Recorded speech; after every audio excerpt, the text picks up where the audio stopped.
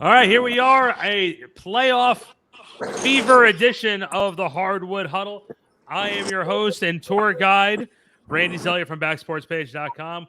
With me, as always, the basketball the basketball master. Sorry, he is he is a hoops knight. He is the man, Bill Ingram. And I guess if Bill is the basketball master, would Tracy be our Mandalorian? Tracy Graven joining the show right now. There you go. I think we'll call Tracy's our Han Solo. I think that's the best way of saying it. He's got to be season 1 and 2 Mandalorian, not season 3 Mandalorian, just to be clear. Okay.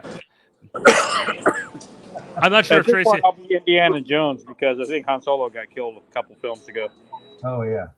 Well. Yeah. All right. So he's our. I'll do that one. I'll do it over. He is our Indiana Jones. He is our adventurer. He is the guy who, predicted Shaquille O'Neal was going to get traded. He is Tracy Graven, and we are talking NBA playoffs right now, guys. As we record this, I got to tell you, the play-in tournament has lived up to the hype. I think this year, the Oklahoma City Thunder and the New Orleans Pelicans last night played a classic. The Raptors and the Bulls played a classic game, and then the Lakers and Minnesota had a great game the night before. I never felt like Miami. You never felt like Miami really had that shot against the Atlanta Hawks coming back, cutting it to 5 and not opening up. But everything else has been really, really, really, really, really close. Bill, I'll start with you. What's your takeaway of the first 2 days of the play-in tournament this year? Well, like you said, they're exciting games. That's the goal. And there's been a lot of parity in the NBA this year, really, with the exception of like maybe 2 through 10. There's been a lot, especially in the West, there's been a lot of parity. So, but if somebody had told me Kyle Lowry was going to score, and I love Kyle, I'm on record, that's one of my guys. But 31 points, maybe if you'd have said he was going to score 31 points in the entire month of March, I might have been there, but that was a heroic, probably sort of last big effort from Kyle to make that game really competitive. But it looked like Trae Young sort of has been, he's hearing the rumors. If management hasn't told him, they've certainly told us that he's gone. It's certainly obvious to anybody who's watching that they've narrowed it down to what the problem is, and it seems to be him. And not unlike the conversations happening in Dallas right now, although they're not at a trade Luca point, but you identified that, yeah, you can put up amazing points. Does it contribute to a win? And if so, how often? So we saw Trae, maybe that was his last ditch effort. But hey, you want the games to be competitive. That's where a team like Oklahoma City, which is, to me, the darling. I mean, when you've spent this much time losing games and accumulating draft picks and making the right draft picks and the right kind of development, this is how it's supposed to be done, is the way Oklahoma City, Sam Presti has done. Tracy, of course, was courtside in Oklahoma City for a long, long time, and we both know Sam Presti quite well. And for me, it's great. You get a chance to see the Thunder, you're getting number 1 pick back will be huge, but it's nice to see them really get some winning under their belts. Tracy, got to jump in on that. Well, I forgot to throw this into my piece last night, but for KD to go out there with Phoenix and, be impressed by the young kids that Presti's put together in Oklahoma City, even as scrappy as it was last night, for KD to walk away out of Oklahoma City last week and say, now that's a group I'd like to play with. That says a lot more than people realize. And it shows that, Mark is doing a great job coaching that team. He's in his 3rd year. He started off very rough, got better last year. And then this year, nearly hit the 500 mark with really what's a scrappy lineup. I mean, they got Chet Holmgren. He went out with that foot injury, been gone all season. Pokey really hasn't materialized a lot because of injuries here and there. So if this team ever gets strong and cohesive, they'll be a lot better than people want to admit. I think my biggest takeaway is how undisciplined Minnesota was, not being able to close out the Lakers. Because, man, if you're Karl Anthony Towns, you have to be smarter than the way you were playing the other night. Yes, he had a heck of a game when he was in there, but when he picked up his 5th foul, it was like one of those fouls where you scratch your heads, going like, "You're better than this." Well, I think. Go He's ahead. not better than that. I think Bill and I jinxed the Timberwolves the other night because we were texting back and forth about Kyle Anderson. And honestly, I felt that Anderson was the one who really cost them that game. Yeah, well, I'll tell you, Bill and I spoke about it on this show, and I've been very vocal about on how it's not working between Towns and Gobert. There's sometimes you make a move and you're like, well, this is going to make them different, and it's going to keep them. It's going to make them seem a little bit of a mismatch. I mean, you're going to have to if you're not hitting your shots, you're going to be in trouble against a team like this, and this just didn't work out that way. It's too many cooks in the kitchen. Anthony Edwards is not getting the points that that we thought he was going to be able to score. It's just it's a bad mix. It happens when every once in a while where you just put a team together and you're like, well, on paper this is not NBA 2K, like Bill always likes to say. This is not NBA 2K. You can't put this type of combo together, and it's not working. And now that one of them was not on the court, Anthony Edwards did not look good in that game the other night. So he has one more shot at redemption. Not to quote Paul Simon from "You Can Call Me Al," but man, you got one more shot at redemption to really get in there, get that 8 seed. And by the way, congratulations, you get the 8 seed. You get the Denver Nuggets. Yeah. See you later. Yeah, I don't know thing how. About chemistry, right? When it all blew up in Utah and nobody was really talking about it, and they traded Donovan Mitchell and Rudy Gobert, we found out where the problem was. It was not with Donovan Mitchell, because Cleveland has looked damn good at a lot of stretches, including down the stretch this year, where Minnesota, there's been a lot more just weird stuff, not just D'Angelo Russell's witchcraft, fear of mirrors and all that crazy stuff, but Gobert doing things that really are destructive to team chemistry, and you don't win games without chemistry. I don't care what talent you have, but you have a real tough decision to make, because Karl Anthony Towns has taken you as far as he can take you, which is basically the lottery. And as you alluded to, he doesn't make the right plays at the right times. He doesn't make winning plays. He'll score a bunch of points and grab rebounds, but when the game really matters, he doesn't make the right decisions. And it's very hard to build a team around a guy like that. So is Anthony Edwards going to be that guy? Because Rudy Gobert is not going to be that guy. We already know that about him. And if not, then, man, you just wasted a whole bunch of money and assets to acquire this guy to only have landed kind of in the same spot. Yeah. Go ahead, Tracy. I know you wanted to jump in on that. Well, I was just going to say I'm waiting for the next round on that one, because I'm just so anxious to see John Morant and Desmond Bane and Dylan Brooks take out the Lakers. I mean, that's their goal. They said it from day one, that, when the playoffs started rounding into the matchups, they said they want to be the one to take the Lakers out. And by all means, I'm looking forward to that. I think the only team I like watching lose more than the Dallas Cowboys is the Los Angeles Lakers. Well, I got to tell you though, the Wolves had the opportunity to push the Lakers to go for the 8th seed, and having Denver and the Lakers would have been a lot of fun. But I got to tell you, Bill and I said it a lot during the season this year. We didn't know with the Chicago Bulls whether they were underperforming or if last year that they played above their expectation level. Last night, again, they played to the Toronto Raptors, which I feel like the Toronto Raptors, it's a team of Swiss cheese. A lot of holes in some spots where you really need quality players. You have some decent talent, but I felt like last night was the last hurrah for Nick Nurse and Van Vliet and Siakam. I feel that team is going to go through a major blow up and a major rebuild. I felt like that was the final chapter last night, and I got to tell you, Zach LaVine looked like a superstar last night, and DeMar DeRozan, he was just like, yeah, listen, you're Morris Day and Times, and I'm going to be Jerome, and I'm just going to say, yeah, what Zach said. And that's what DeMar DeRozan did last night, and what a win for the Bulls. but now it gets real difficult as they go into Miami.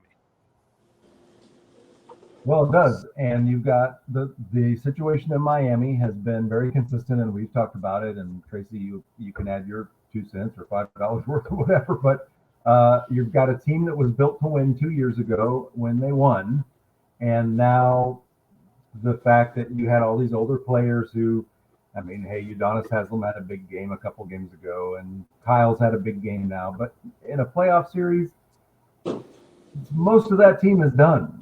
You've got some younger guys, and then you've got super old guys. And as much as, Eric Spoelstra is one of maybe the best coach in the Eastern Conference between him and Rick Carlisle, I don't see how you drag all those people to a first round win. I mean, never say never in the NBA, but I don't think Jimmy Butler's that guy anymore. And obviously Kyle is not the player he was when the Raptors won or even in Miami. And I just think time has caught up with them in a way that's going to be hard to compensate for. Yeah, and they're certainly not going to be able to. They might, but I mean, the talk already is that Damian Lillard's going to go to Miami and resurrect the franchise. But they said the same thing about Lowry. They said the same thing about Butler, and they're just, it's kind of funny that in the summertime, as we approach summertime in Miami, you're talking about a closed window instead of an open window. Their window is closing. You talk about Zach LaVine's game last night.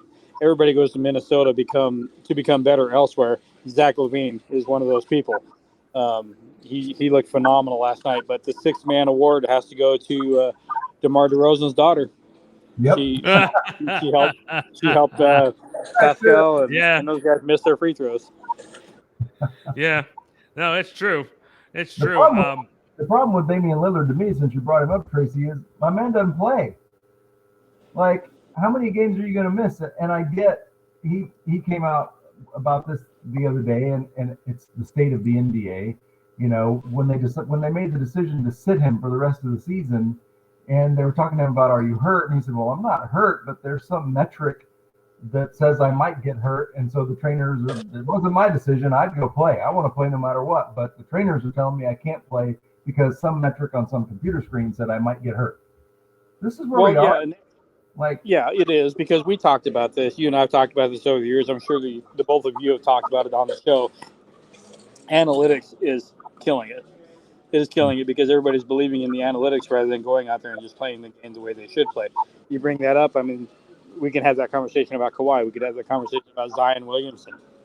I mean, Zion Williamson still and always will be the second coming of Oliver Miller to me. Yeah. He does not have the mentality to go above and beyond to get where he should be. He'd rather look at the analytics like Lillard, like Leonard, and just, you know what, I need to sit this out until I'm me. Okay, all right, Ben Simmons, part 3, 4, 5, and 6. Yeah.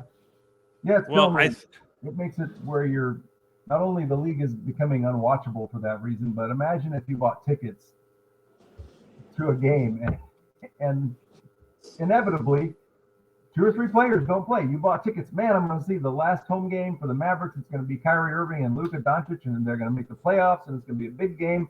And then you show up, and they're tanking, and nobody plays. Not even Tim Hardaway. Nobody plays. Like, okay. All right. Where do I get my refund, Mark? And if you're an owner, you don't want to give that refund. That's, that's ridiculous. No, you're looking at this going, go ahead, please. I was just going to tell Bill he can get his refund through Mark's Dave app. Yeah. The $75. Look, at the end of the day, I've been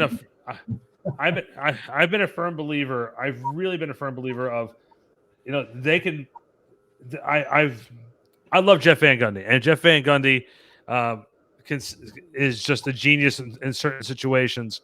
And he came out the other day and said flat out, the reason why the fans don't care about a lot of this stuff is because the players don't care about a lot of this stuff.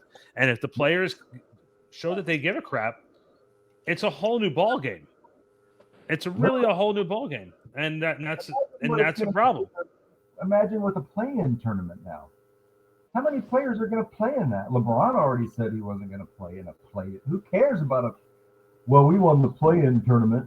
The what? You did what? Okay. Yeah, Like, like look at the end of the day, and I made a comment to somebody the other day, and I've never said this to Bill, but I think now the NBA is in a very very tough spot because the stars that you've been building the NBA on over the last 8 to 10 years, the LeBrons, the KDs, the Chris Pauls, the Steph Currys, we are now talking about their accolades, not about what they're going to do. mhm. We are now in a point where we have to, we are now at a point where getting to we have to start developing who's going to be the next big star of the NBA.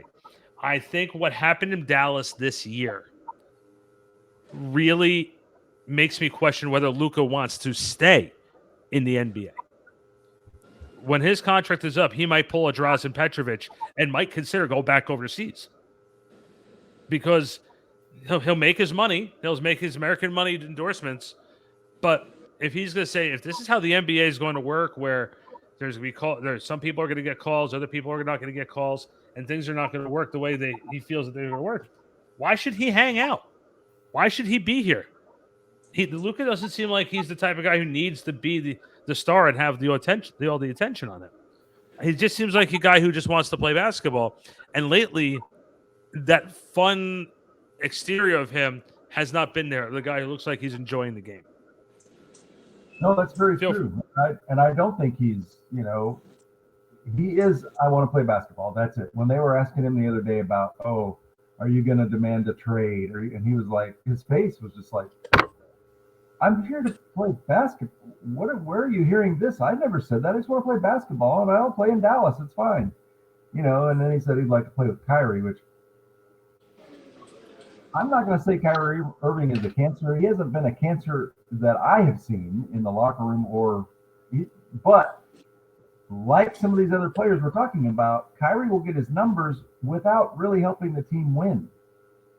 And that's the case in Boston. It was the case. It's been the case everywhere he's played except for in Cleveland. And I almost feel like we should rename this show. That's right. We're another episode of Who's Kyrie Blowing Up This Week? But the thing is, the Mavs don't really have a choice but to re-sign him, and that's them praying that he stays. But if he stays, you spend a bunch of money on him, and you can't afford to do anything else. If he leaves, you're not good at getting free. Nobody comes to Dallas anyway. Nobody wants to play in Dallas. I don't know why it is. When Dirk was as great as he was, nobody wanted to play with Dirk. Now nobody wants to play with Luca, except Tim Hardaway Jr. And I don't get it. You have that trade put the Mavs in between a rock and a hard place because you're not going to get free agents, so you can't let him walk. But if you pay him, you're not even a playoff team because you traded so much to get him. I mean, the idea that you traded Spencer Dinwiddie and Dorian Finney-Smith alone for Kyrie Irving on where his contract was expiring, to me is they should have to fire the entire. It's not even problem. They have to fire Mark Cuban because it was such horrible mismanagement, that trade. And I just sit back and go, my God, why there are so many people running basketball teams making big money to do it who just really don't know what the hell they're doing. Well, and my question to you is, I'm gonna switch over now and ask both of you: is Sean Marks? You mentioned the Kyrie trade and Spencer Dinwiddie and Finney-Smith. Is Sean Marks one of those guys who doesn't know how to run a basketball team? Because look what happened in Brooklyn this year. You end up trading two guys who at one point, when both were healthy on the court with the current team that they had, were the number 2 team not only in the Eastern Conference, but the number 2 team in the whole NBA. Kevin Durant goes down with an injury. Apparently he stubbed his toe coming down the stairs. And all of a sudden, the Nets get blown out by Boston, and then Kyrie demands a trade. They remove him from the team. They don't want him around everybody. They move him to Dallas. My question to you is, does Sean Marks know how to run a team? Tracy, you can go first. Well, I've questioned that for about the last year. But at the same time, the pieces that he got back are doing better than the high-dollar talent that he had there. I mean, you think about it. A year ago, you had James Harden in that mix as well, and nobody could get cohesive. And that's even with KD and Harden having played together before. Harden got out of there, and James was being the big crybaby. But when he got out, he talked about it and how toxic he felt that environment was. And now you have all three of them out. And you got Cam Johnson and Mikal Bridges in there, and Spencer Dinwiddie back there, and Finney Smith. And the Nets are a very refreshing team to watch now, with arguably no stars. Well, but I think it's the assembly of that talent was flawed in a big way, because anybody that knew James Harden or Kyrie Irving, like how many flawed personalities, and even KD, how many of those can you put on one team and hope to win? But it was a dare to be great move to assemble that team. What I do like about Sean Marks is when it was clear there was too much BS, he pulled the plug and, as Tracy alluded to, got back really nice pieces in return and has set the Nets up to right away be competitive again after the right tweak move here and there this summer.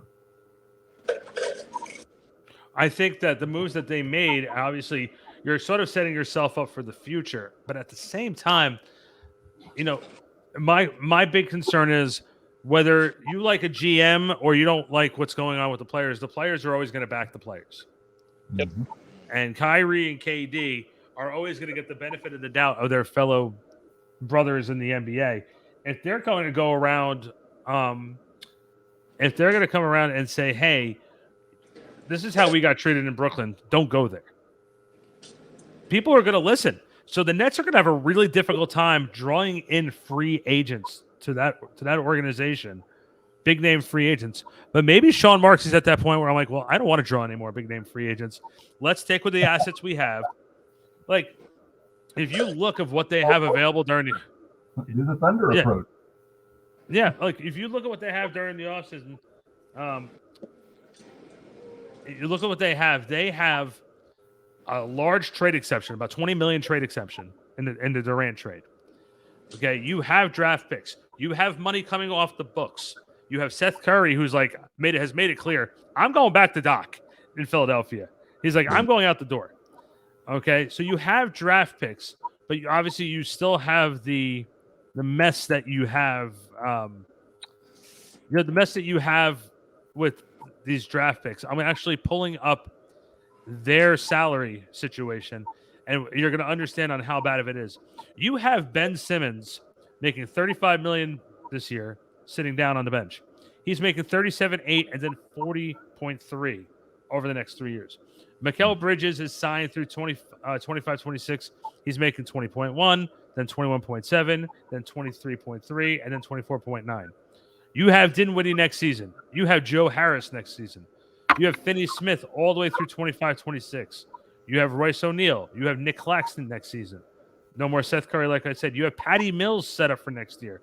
You have a qualifying offer out to Cam Johnson for $8 million. And then everybody else is more or less lower level contracts. So if you're the Nets, you're still, after this team that you have this year, you're still at $146 million as your cap number for next year. And that's not as much talent as you're spending. For sure. Well, it's top heavy, though, Ben Simmons. The Mavs have the same situation. They've got like Bertan. They've got a couple of, and even JaVale McGee, some sort of albatross guys who are not going to play. And you got to spend a bunch of money on them. But, yeah. What do? You work out a buy. If it's me, if I'm Sean Marks, I sit down with Ben Simmons and I say, look, you don't want to play anymore. That's obvious. Whatever is going on, you don't want to play basketball. How much is it going to take? Here's your check. Bam. And move on. And move on, and let's get past it. And then, I'm sorry, I just have to throw this out there too. You have to decide whether you want Cam Johnson as part of your future, because he's not a number one either. He's not a number one. You're going to have to overpay him to be a number 2 or a number 3 option, number 4 option, because I look at Mikal Bridges as a number 2 option. I'm not looking at Mikal Bridges as number 1. Tracy, I'm dying to hear what you have to say about what I'm going crazy about right now with Mikal Bridges being a number 2 option and Cam Johnson, and what the Nets are going to be doing, because the Knicks look like a more desirable team right now than the Nets. And I never thought I would ever say that. I didn't even think we'd say that halfway through the season, to be honest with you. But, you know, you got to admit, you're taking a guy, Mikal Bridges, who played more regular season games this year than anybody else. Yeah. At least no, one more. No. Yeah. He's durable. I mean, the guy hasn't, he's become Mr. Iron Man. I mean, nowhere near Cal Ripken with the Orioles by any means, but you know, he is durable. He is talented. He always ran that second unit in Phoenix very well. So well that I thought Phoenix was actually going to start to disintegrate a little bit with him and Cam being out of there. But as I said when they traded him, KD, I said that gives me a reason to watch the Nets now. And you know, backing up onto Ben Simmons, I mean, come on, 35 million, 40 million, that should buy one hell of a psychiatrist, because that's what is needed there. Yeah, it's not his back. It's not his back that's the problem. Hey guys, with the playoff schedule, let's jump around. The back has to have a spine. No, let's jump around the playoffs real quick. We're gonna leave the Milwaukee and Denver series out because they're awaiting to find out who they're gonna go with. But I gotta ask. Let's start in the West. Memphis Grizzlies versus the Los Angeles Lakers. You guys mentioned before that the Grizzlies are, have foam coming from the mouth. So excited to play against the Lakers. In my eyes, the Grizzlies went from a favorite team of the NBA. You want to root for them. You love this type of young group story. To man, Memphis has sort of got a rep of being sort of thug life this year. They're not a very likable team with the way things have sort of gone. I do think they're the better team. In my opinion, I'm still going Grizzlies in 6. Bill, Tracy, thoughts?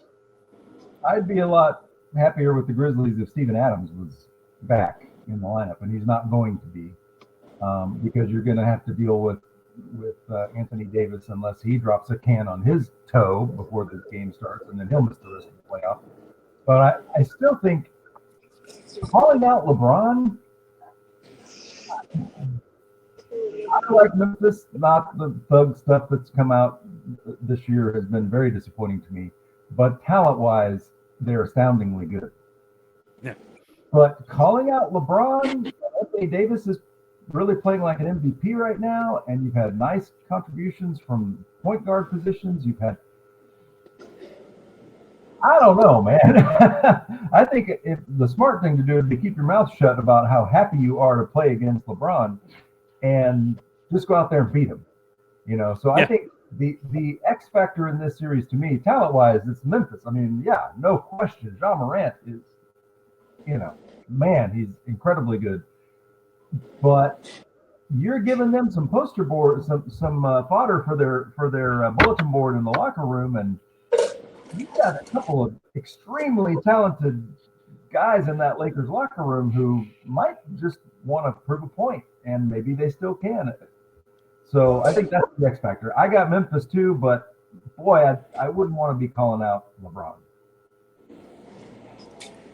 Well, the benefit of having Steven Adams back on the team is he does look like Jason Momoa, LeBron, father time, and he could put him down. But you got to really give it to, from the thug mentality. It's honestly, I know Ja had the trouble with the pistol and the video imaging and things like that. But the thug on that team, Dylan Brooks, can't stop running his mouth. I don't know if he's Draymond Green. He's not to that talent level yet. Certainly can't spit game, from his mouth to that level. He's the one giving them that thug image more so than Ja Morant is. Ja is back, and fans love him. The athleticism is still there. Dylan Brooks needs to shut up and let his play do the talking. But the surprise in that series is going to be Jaren Jackson Jr. Yeah, it's going to be a very, very interesting series. I think out of all the series right now, I think the biggest upset will probably be in the 3-6 series where the Sacramento Kings and the Golden State Warriors. Man, did Andrew Wiggins pick the right time to come back? Bill and I have said this before. Sacramento is going to get an education on playoff basketball from the Golden State Warriors. I'm actually calling for the upset, and I'm actually going to go Warriors in 6. I don't even think it's an upset. I think the Warriors have had injuries. They've had, issues beyond. Andrew Wiggins had the issues with the personal issues, stuff that was going on, but he's back. I mean, to me, they're the champs, man. I think if they lose 2 games, that'll be a lot. Klay Thompson looks phenomenal. Steph Curry is one of the guys that you were talking about. He's the one that you're not still talking about what he did, what he can do. He can still do it, and he will. And then, man, you've got X Factor Draymond Green. You've got Andrew Wiggins. I like the Warriors an awful lot, not just in this series. Well, as you guys might remember, if you read at the start of the year, in my preseason articles, I did pick Golden State to take it again this year. Granted, they've had their share of troubles and injuries and absences and things like that. But if you look at the route there, obviously you're always going to have Klay and Steph doing their thing and Draymond facilitating. But the impressive thing in Golden State has been the maturation of Jordan Poole. And, the fact that he can pull off games where he is the marquee guy, even though he really doesn't try to be. He certainly has been a very excellent supplement to Klay and Steph. Yeah, I think that's going to be a real fun series. And so is the 4-5 matchup in out west. The 4-5 Phoenix and the Clippers. And man, oh man, I have to say, because Paul George will be missed a little bit here, his scoring not being there. KD, if KD's playing at that team, we don't know what that team really is because KD just hasn't played enough games. I think I'm going to go with the Suns, though, just because when you have one of the best scorers in NBA history on your team, you sort of just have to give him the benefit of the doubt. I feel like I'm picking every series in 6, but I'm going to go Phoenix in 6 in this one, too, just because I can't totally count out the Clippers. I think that game 5, I think they're going to go 2-2, and that game 5 is going to be won very closely by Phoenix, and that's going to take the heart out of the Clippers. Well, I've said many times that Paul George and Kawhi Leonard are not complementary talent, and why they wanted to play together never made sense to me, still doesn't. However, Russell Westbrook and Kawhi Leonard are complementary talent, and Russ has gradually become Russ again on this roster, and especially with Paul George out. So I think that's what makes the Clippers really dangerous. The difference is Chris Paul is probably the best playmaker in the NBA today. And certainly in the prime of his career. But I think even still, when he's on the court, he is a true virtuoso of running the way everything runs on the court. So I think he's the guy that can really make it work. And Kevin Durant is, if he just stays healthy, doesn't slip during shoot around and miss the rest of the playoff. That's always the thing with KD is, okay, are you going to be healthy? If he's healthy, there's no way the Clippers win this series. They probably do get a game, maybe 2. They certainly don't get the series. If Kevin Durant gets hurt, you gave up all your depth. When you got him, you can't really afford for him to go down, and Kawhi would eat them alive. So, yes, everybody healthy. I got the Suns 5, maybe 6, but certainly the Suns. And Trace, your turn. 7.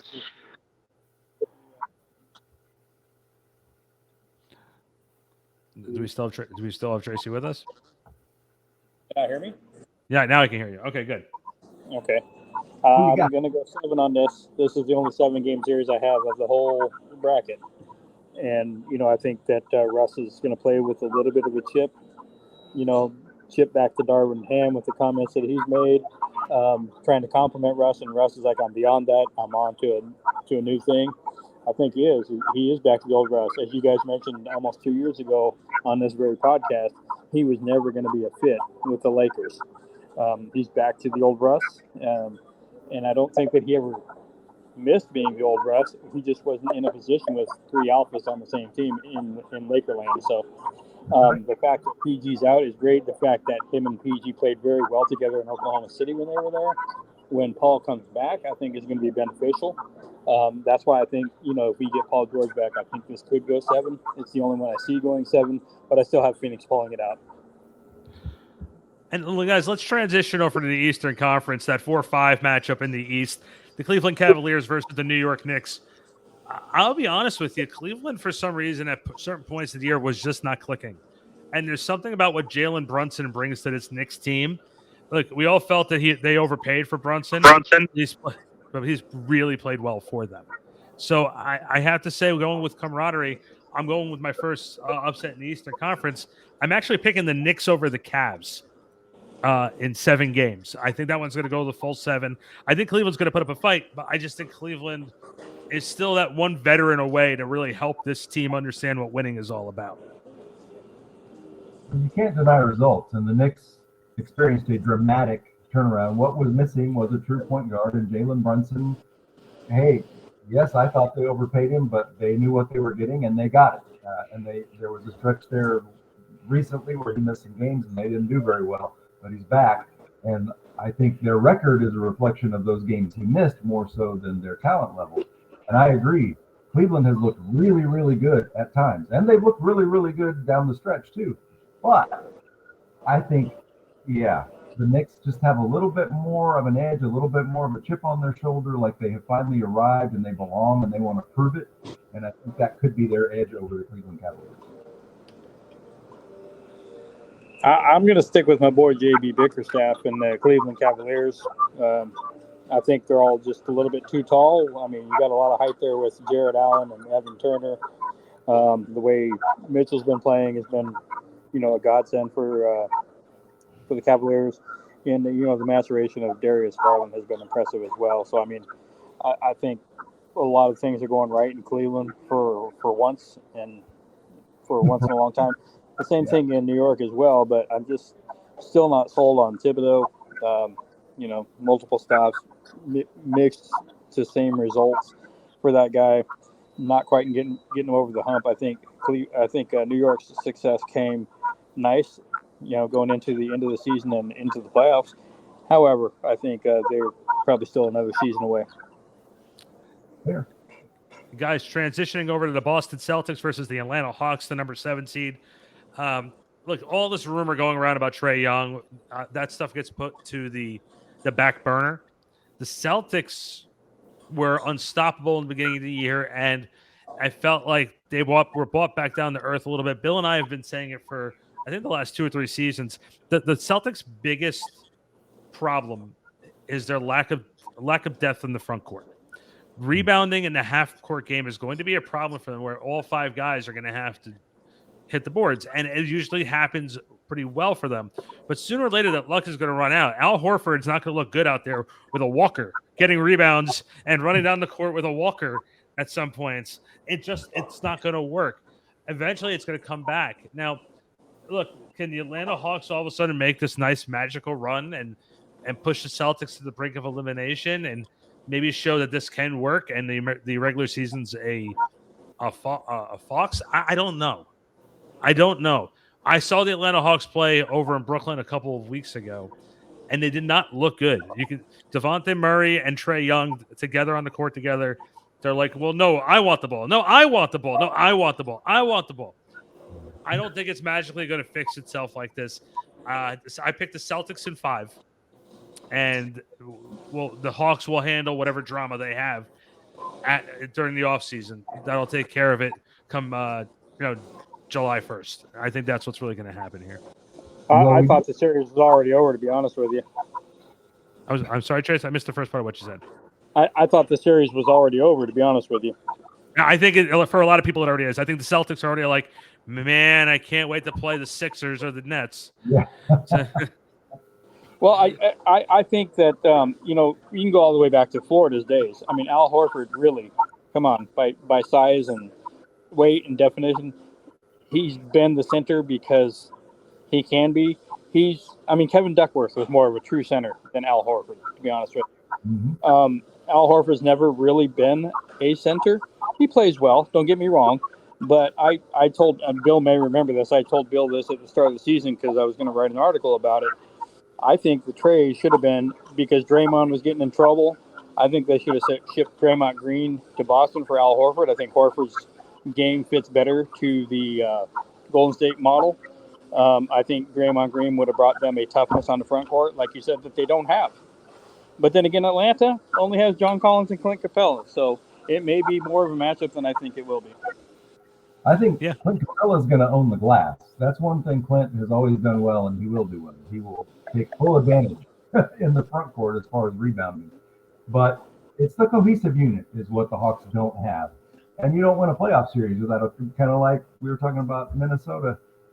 You don't have a cohesive unit, and if your team doesn't know who's supposed to be where and who gets the ball when, and you don't have those things established by this point, and they don't, and your two guards are not playing off of each other, but rather, taking turns being point guard more or less. That you're not going to beat a seasoned veteran, playoff tested team like the Celtics. Yeah, and I think too that the Celtics have been here before. I know they tasted it last year. They really want to get back to it. So we'll see what happens. Come round one, end of round one, beginning of round two. And guys, the last series, obviously, we're not touching the Denver or Milwaukee series because we just don't know. The Philadelphia 76ers and the Brooklyn Nets, they'll start the playoffs off on Saturday at 1 p.m. on ESPN. And guys, look, I'm not going to sit here and say that the Nets are going to upset the Sixers. Embiid is a handful. You have James Harden, you have Maxey, you have PJ Tucker anchoring the defense. The Sixers are a very well-balanced team, but the problem is they're very unpredictable because you don't know which Sixers team you have coming. I still feel very, very uncomfortable having my center out there shooting threes. I feel that Embiid at times does not want to be in the paint because he just doesn't want to get hurt with all the banging bodies. What the Nets are lacking in this series is rebounding and height to compete against Embiid. Now, their regular season battles right after the Durant trade, the Nets and the Sixers played in Brooklyn and had a very close game. They played the last game of the season, but the Nets rested all their guys. Cam Thomas went off for 46 points. The Sixers would not let him get to 50. They were double, triple teaming him in a blowout win. Guys, I think what the Nets are, out of all the teams in the Eastern Conference, the Nets are the biggest wild card. They finished under 500 after the Irving and Durant trades. But it was only like a game or two under 500. But they have a lot of pieces that can make you worry.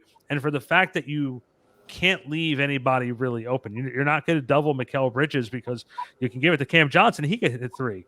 If you get to a situation where you bring Cam Thomas in off the bench, he can score in bunches. We've seen that multiple times this year. Can the Nets actually make this a series and possibly even pull an upset? I'm saying no. I'm going to stick with my role of series in 6. I'm going to say Sixers in 6, but the Nets are really going to be in every single game. I agree. They're tough. They've got depth. They've got veteran leadership. I can't say enough about Spencer Dinwiddie. He's one of the most intelligent players in the game, and that makes a huge difference on the court. That basketball IQ as well as just overall IQ, especially when it's your point guard. And I think James Harden, the more important the game is, the more of a ghost he becomes. Can you make it all about Joel Embiid having to go out and score 60 points? And if you do, you're going to beat them. I mean, we've seen that a million times with a million different players.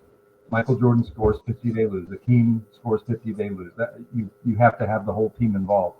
So my prediction is very, very competitive, and it may go 6, and that wouldn't surprise me in the least. But when it comes down to it, when you win a playoff series, it's because you have your guy that when the game's on the line is going to make the right play. And Joel Embiid is that guy for the Sixers. And that, I think, is the edge for them versus, they've got Maxey, they've got Tobias Harris, Harden. They've got a lot of guys who can contribute. But when the game's on the line, they know who the guy is. And the Nets, I don't believe, have figured that out. I'm not even sure they have that guy yet. Well, they don't have that guy, but they do have one thing that the Sixers have lacked for a long time, and it's consistency. I think it boils down to a really quick and short analysis. It's on James Harden, 110%. Guy disappeared completely last year, so can he make up for that this year? Can he be the James Harden that carried the Houston Rockets for so long, or will he be the James Harden who disappears? Your other guy that you mentioned, Garland High School's own, Wendell Maxey. Yep. So it should be. I'm sorry. What did I say, Wendell? Our old friend, Maxie. Our old friend, who I was just seeing something. That's why I said that, because it popped up on my phone. He's doing a story on the basketball league. My bad. Yeah, Maxie, your guy. Garland High School. Tyrese. Maxie. That guy, not the old white guy writing TBL. Yeah. I think it's on Maxie and Harden. I mean, especially on Harden. I mean, he's got a lot to prove after walking away from New Jersey, calling it dysfunctional. There I go again. Brooklyn, calling it dysfunctional, and then disappearing himself. So it's on him hardcore this year. Yeah. Yeah, and I also think one other part of it too is if for some reason the Nets can somehow pull this off, the Sixers are going to be in a state of flux that we've never seen before. You thought losing to Atlanta 2 seasons ago, people in Philadelphia were calling for people's heads. You lose to Brooklyn, it's not pretty. Guys, the only other thing I really have for you guys right now is the collective bargaining agreement has been extended. They were able to get a deal together. Compare it to other sports and other leagues, the NBA seems to really, like, you're seeing Adam Silver, Michelle Roberts, and all the people that need to be in those conversations all sitting together at times, getting along very nicely. Whereas in the NFL, the Players Association, people don't want to be seen with the owners or Goodell or anything else like that. I think that the NBA is in good hands. Going back to a comment we made earlier, the only thing that needs to happen is we need to figure out who the main star of the league is going to be tomorrow. LeBron James is on its way out a little bit. So now we have to understand who's it going to be. Yeah, I don't even have a guess. Is it Wembayama? Is it going to be Chet Holmgren? Is it going to be? I don't think it's Paolo. Is it going to be Luca? Maybe it'd be hard for it to be Luca without a better team around him, and I don't have any confidence that he's going to have a better team around him. So, yeah, is it somebody? For a while, I thought, man, when Zion got healthy, wow, it's going to be Zion, but I never believed in Zion Williamson. Yao Ming, you can name a million big guys that were so great when they were healthy and couldn't stay healthy. I mean, hell, Anthony Davis for that matter. But I'm not convinced that we have that guy. Is it Trae Young? Does he go to a different team? Does he go to Portland or somewhere? And the thing that has to click for all these young players, always, forever in the history of the league, does it click and he becomes that guy? Maybe, but I wouldn't put money on it. So yeah, that's a big question. When you think about when Magic and Larry Bird and Dr. J and those guys were retiring, we had the golden age. We had Michael Jordan, we had Hakeem Olajuwon, we had Stockton and Malone. We had there was another wave of guys ready. And when those guys retired, you had Tim Duncan, you had Steph Curry, you had LeBron. There was another wave, and you knew who they were going to be. When the LeBron, KD, Steph, when that group is gone, it is definitely a TBD as to who that next wave of players is going to be. Well, we thought it was going to be Luca, talent-wise, image-wise. I mean, he smiled versus LeBron's growl. He doesn't bitch at the refs. He flirts with the female referees instead of bitching at the refs like LeBron does. So we thought the baton was going to be handed to Luka Doncic. However, I think if the league has this way, it's going to be John Morant. Yeah, we'll see. We'll see. I honestly think it should be the person who doesn't use load management for an entire year. I think they should get to be the face of NBA 2K after that. Because they're the only ones playing. So Mikal Bridges. Yeah, I think. I like Shai Alexander. I mean, I just don't know if he's got the star thing about him, but I love Shai Alexander too, man. And he so far is not a. You can't leave Booker out of the conversation. Oh no! Absolutely not. Devin Booker. Absolutely, yeah.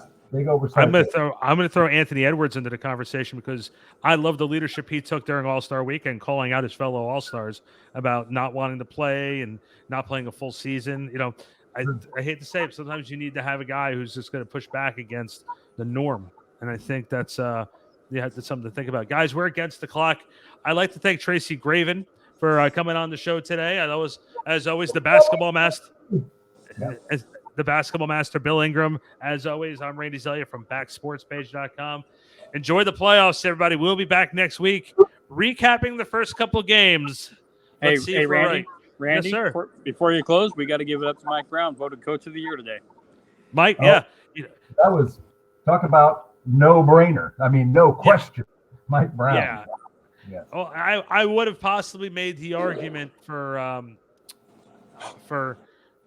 Oklahoma City, what they've done this year. They've sort of bounced back a little bit, but play-in tournament compared to the number 3 seed in the Western Conference, it's not much of a conversation. Sacramento, they've been since Peja retired, or left. So, yeah. Mm-hmm. Yeah, I don't want to say it's been a long time, but they almost had to bring it back Arco Arena. So for Bill Ingram, I'm Randy Zelia. We'll see you next time here on The Huddle.